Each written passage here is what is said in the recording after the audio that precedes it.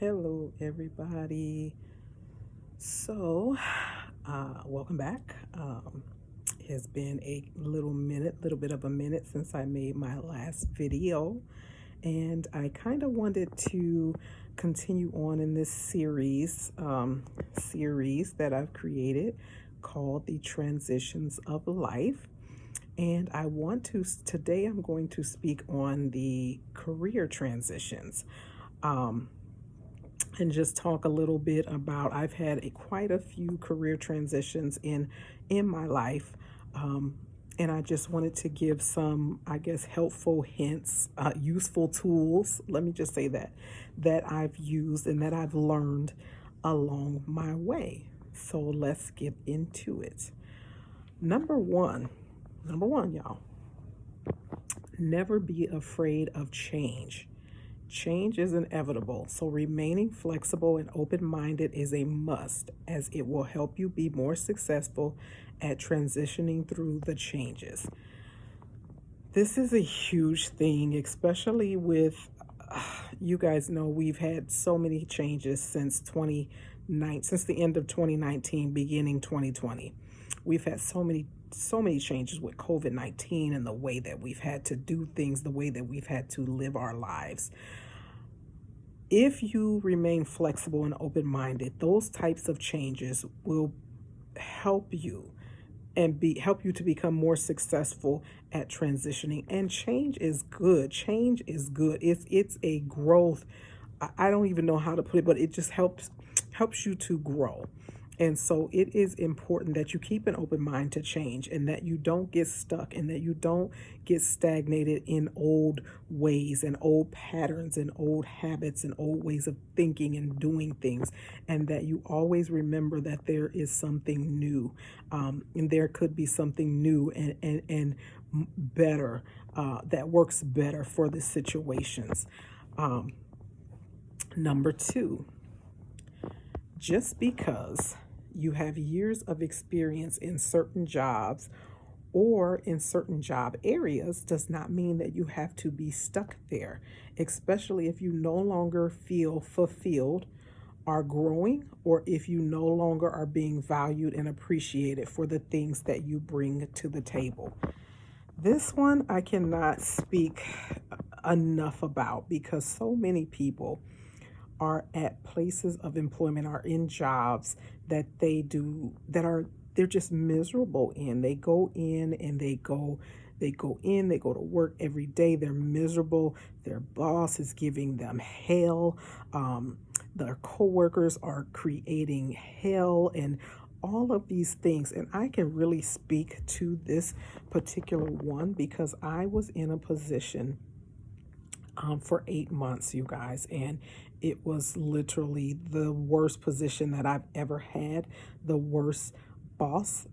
Let me not say boss because nobody's my boss but God, but it was the worst manager that I've ever had in my entire life. And just going into that every day, and the gut feeling that you get in your gut of not wanting to go into work. And this was with me working from home, y'all. This wasn't even going into the office. I didn't even want to sign on because that's how toxic this person was for me.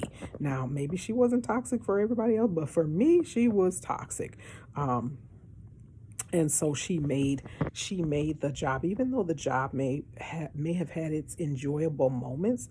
This person made that job, everything she did just made that job terrible for me, a terrible experience. So I would say, when you start feeling like that, when you start feeling like in the gut of your stomach, like there's this sick feeling, you don't want to go to work, you're just like, it may be time to reevaluate the situation and where you are and what you want to do and how to move forward from that, because there is no reason why anyone should be sitting at a job miserable. That I feel. Let me just say that I don't feel like anybody should be sitting at a job just miserable, miserable, miserable. Number three, what goes up must come down, right? Gravity. But what I've learned is that in order to go up, you may have to come down. Now, many times I've had to, a couple of times, not many, but a couple of times I've had to take um, a lesser position than what I knew that I was qualified for, or a lesser pay, um, which was fine. It was fine at the end of the day, because what I've realized is that even though you may have to do that, that is not permanent. It is just temporary.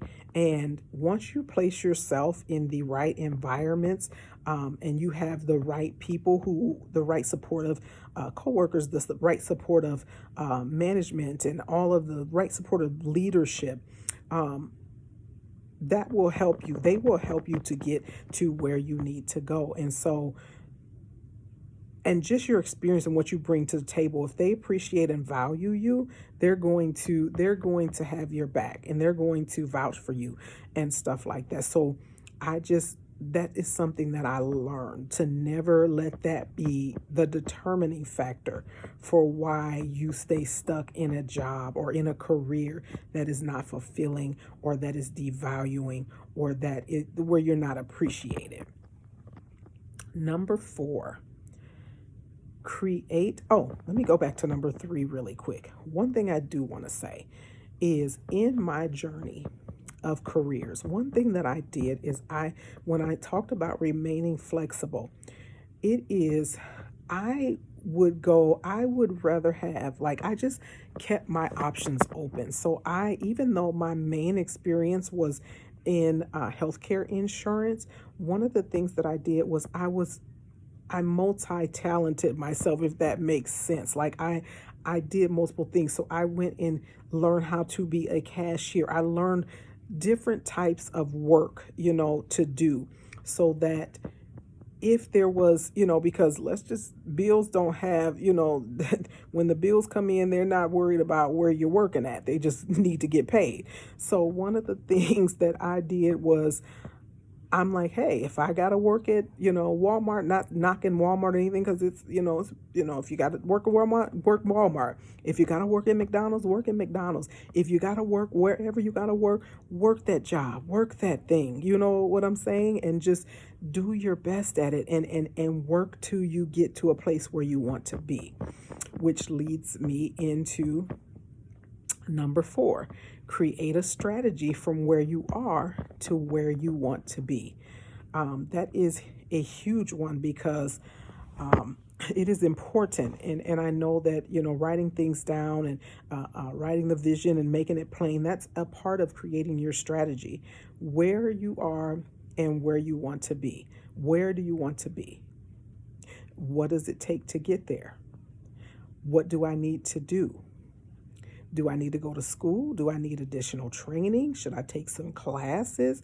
What is it that I need to do to build myself up and to bridge the gap from where I am right now to where I want to be?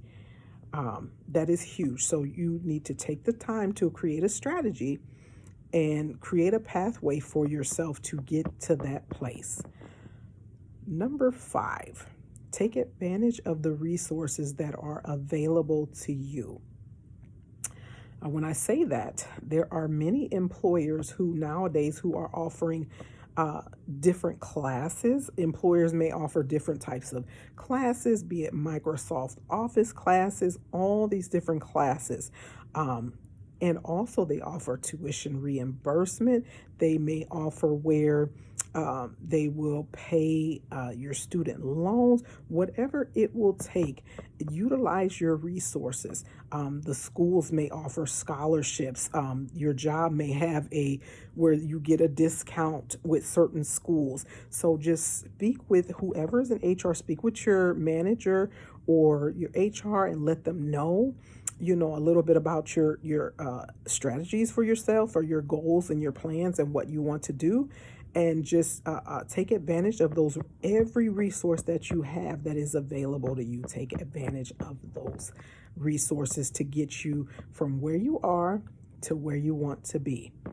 And number 6 is to plan your exit strategy. This means updating your resume. That's the number one thing, because you definitely want to update and keep your resume up to date. with current jobs, current education, current phone number, or whatever it is that it goes that you will put on your resume, current certifications, any current trainings that you have. You want to make sure that that is updated to on your resume, because that will be helpful when you go and apply for certain jobs and things like that, because it's a reflection of who you are today in the current. Networking is a huge piece. I would say that many employers often have employee resource groups that play a huge role in networking.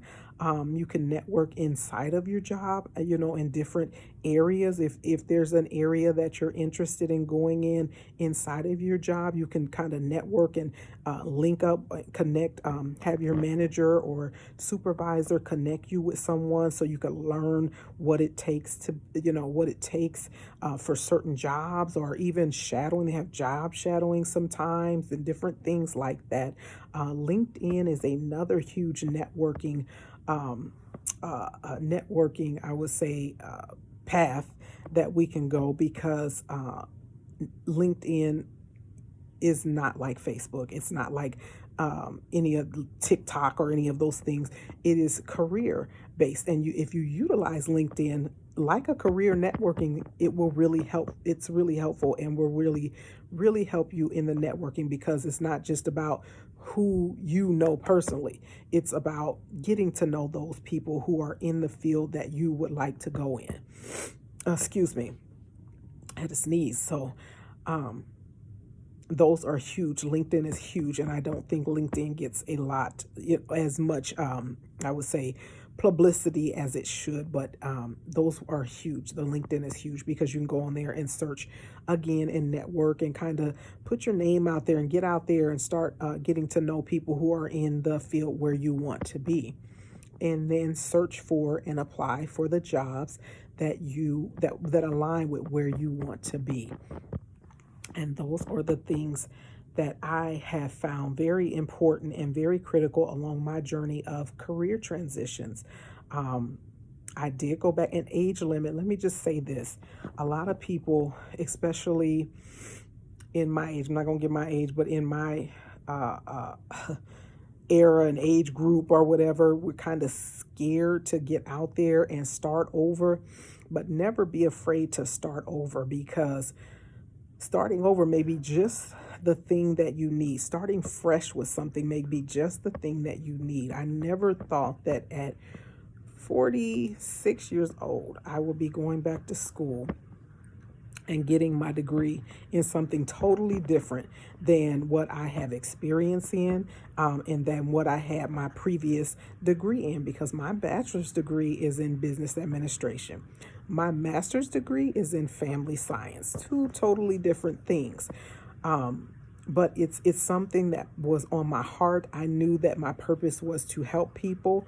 I knew that I had a passion for helping people.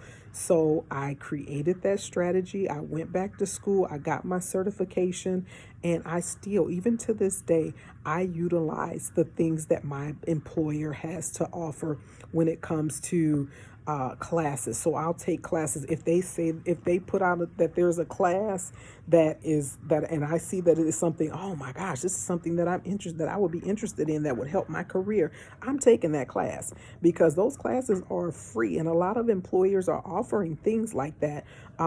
So just, I would say, to do those things, take those things and utilize those resources to lift you up and to get you to bridge that gap again from where you are to where you want to be. And it's all about taking care of you. So that is all I have for this video, and I hope that this helps someone. You all continue to take care, stay safe, and be well. Bye.